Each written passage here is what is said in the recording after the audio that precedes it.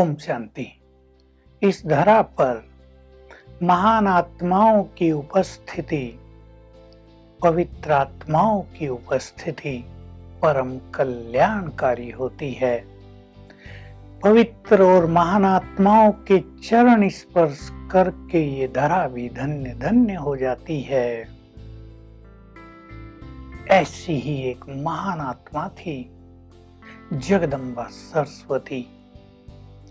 किसी भी ऑर्गेनाइजेशन का लीडर यदि बहुत सक्षम हो, योग्य हो, अनेक विशेषताओं से संपन्न हो, तो वो ऑर्गेनाइजेशन दिन दुनी रात चौगुनी उन्नति करती है। ऐसी थी जगदम्बा सरस्वती, जो इस ईश्वरीय विश्वविद्यालय की हेड बनी।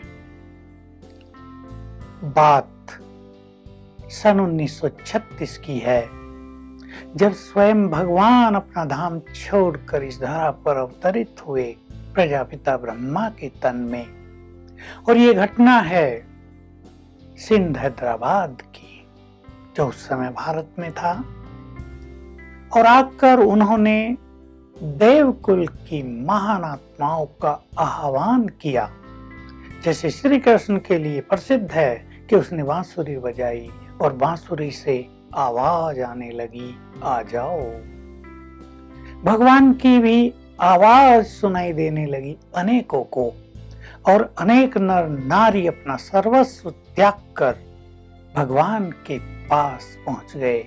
उनमें से एक थी राधे नाम की सुशील सुंदर कन्या, जो 15-16 वर्ष की थी। जैसे ही उन्होंने बाबा को देखा, शिव बाबा ब्रह्मा के तन में आए थे, उनको देखा और वो ऐसे खींचकर चली आई जैसे गोपियां श्री कृष्ण की ओर आकर्षित होकर भाग आती थी। और एक ही दिन में सारा ज्ञान प्राप्त कर लिया और बन गई ओम राधे। बाबा ने उनको अपने महान यज्ञ को संभालने की जिम्मेदारी दे दी। भगवान ने यज्ञ रचा था युग परिवर्तन के लिए। उस यज्ञ की हेड बन गई ये 16 साल की एक कन्या। इस कन्या को स्वयं सर्वशक्तिवान ने अपनी शक्तियों से भरपूर कर दिया। अपने सद्गुण और वरदान देकर उसे ममा बना दिया। उस टाइम यज्ञ में अनेक माताएं और बहनें थी। उन सबको संभालने की, उन सबको योग्य बनाने की, उन सबको योगी और योगिनी बनाने की महान जिम्मेदारी इस महान आत्मा के सुपुर्द कर दी गई। इस श्रेष्ठ आत्मा को वरदाता परमपिता से वरदान तो मिल गए थे, लेकिन इन्होंने आजीवन पवित्रता का व्रत लेकर अपनी योग साधनाओं के द्वारा आत्मा के 7 गुणों को आत्मसात कर लिया। वे 7 गुण उनके जीवन में आ गए। वे हैं ज्ञान, शांति, सुख, प्रेम, पवित्रता, शक्ति और आनंद। साधना उन्होंने बहुत की। जो उनके साथ रहे वे बताते हैं कि मामा बहुत जल्दी सवेरे जागकर योग साधना किया करती थी। प्रकृति से उनका बहुत प्यार था। जब पूर्णिमा का चंद्रमा आकाश को सुशोभित करता था, जब सारा संसार उसकी शीतल छटा से भरपूर हो जाता था, वो रात्रि मामा के लिए योग रात्रि होती थी। उस रात को पूरी रात जागकर ये महान तपस्वी योग तपस्या करती थी। तपस्या की शक्ति उनके बोल और उनकी दृष्टि से झलकती थी। किसी पर भी जब उनकी दृष्टि पड़ती थी तो किसी के तो जलते दिल शांत हो जाते थे, किसी का जलता चित्त शीतल हो जाता था, किसी को अलौकिक अनुभव होते थे, कोई बिल्कुल देह से न्यारे हो जाते थे। बोल पर उसका प्रभाव स्पष्ट दिखाई देता था। इसलिए वो ज्ञान की वीणा बजाने वाली सच्ची सरस्वती बन गई थी। सत्य ज्ञान को वे पूर्ण अथॉरिटी से दूसरों के समक्ष रखती थी, क्योंकि सांसारिक ज्ञान, शास्त्रों के ज्ञान से ये ईश्वरीय ज्ञान थोड़ा अलग था। लोग विरोध भी करते थे, लेकिन उनके पास सत्यता की बहुत शक्ति होती थी और वो विरोधियों को जल्द ही अपना बना लेती थी। ज्ञान की गुह्यता जितनी उनके पास थी, इतनी न तब किसी के पास थी और न उसके बाद हमने किसी को ज्ञान की इतनी गहराई में डूबते हुए देखा। वे परमात्म प्रेम में मग्न रहने वाली सच्ची मीरा थी। पूर्ण समर्पण भाव परमात्मा के लिए उनके अंदर कूट कूट कर भरा हुआ था। जो उनकी आज्ञा वही उनका जीवन था। वो केवल ज्ञान मुख के द्वारा नहीं देती थी, परंतु अपने जीवन के द्वारा सबको सत्य ज्ञान देती थी। एक बड़े संगठन को संभालने की जिम्मेदारी उनके पास थी, जिसमें छोटे बच्चे भी थे, युवक भी थे, बड़े और वृद्ध भी थे।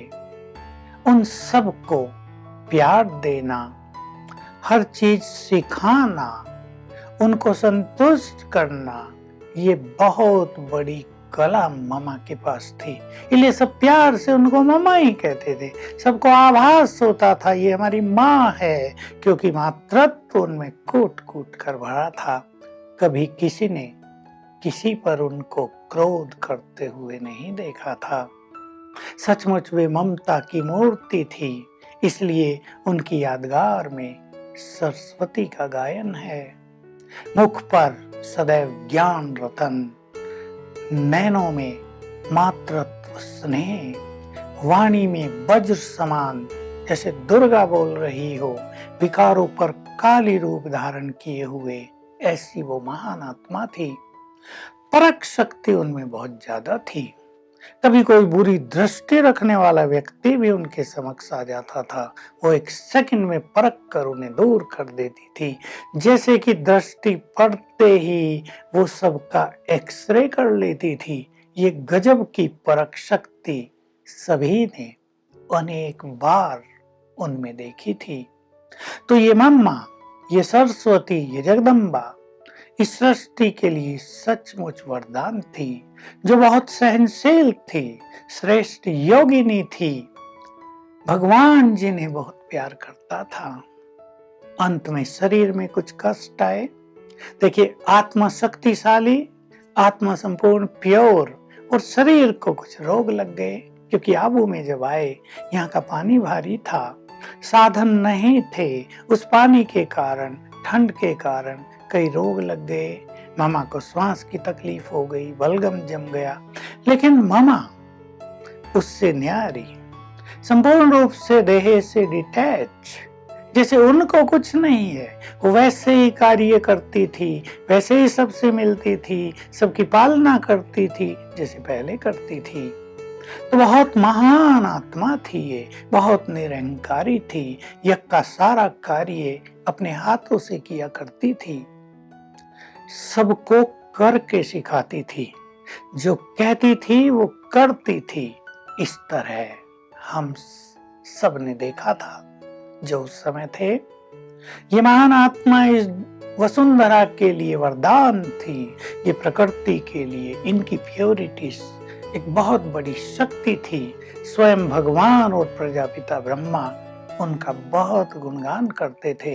ऐसे संसार में बिरले ही लोग होते हैं भगवान जिनका गुणगान करता हो। ऐसी मामा को पाकर ये यज्ञ धन्य हो गया, हम वत्स धन्य हो गए। हम आज तक उनको फॉलो करते हैं, उनके जीवन से बहुत कुछ सीखते रहते हैं। आज के दिन ही विदेश से न्यारी होकर फरिश्ता बनी थी। हम सभी ब्रह्मावत्स बहुत श्रद्धा सुमन, प्यार के श्रद्धा सुमन आज उनको अर्पित करते हुए इस महान आत्मा को नमन करते हैं। वो अब भी विश्व की महान सेवा पर उपस्थित है, भगवान की साथी है, विश्व कल्याण का कार्य कर रही है, अनेक आत्माओं को साथ दे रही है, बल प्रदान कर रही है। ऐसी महान आत्मा को पुनः पुनः नमन। ओम शांति।